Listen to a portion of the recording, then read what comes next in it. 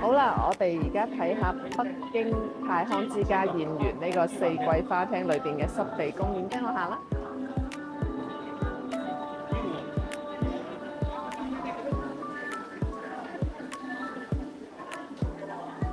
哇！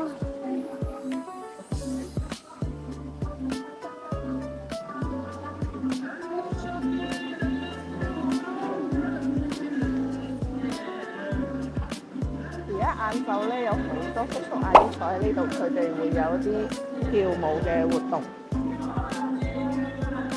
鏡頭 show 俾大家睇下。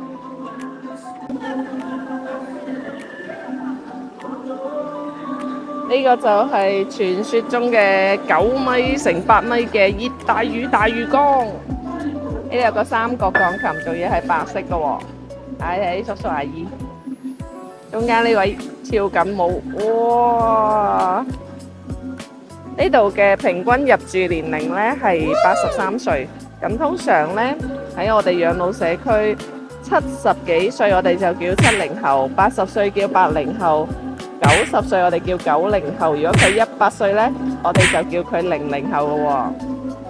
呢度後台仲有啲準備緊嘅阿姨，應該下一場佢哋就會上嚟。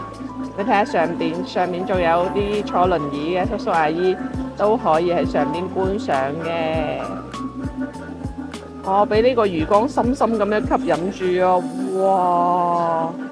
條鯊魚去咗邊呢？我哋行近啲去揾下條鯊魚先。頭先我見到有2條嘅，不過係比較細嘅。喺2樓、3樓都可以睇到呢個魚缸㗎。呢度跳舞嘅叔叔阿姨，你哋心目中嘅養老生活究竟係唔係咁樣嘅呢？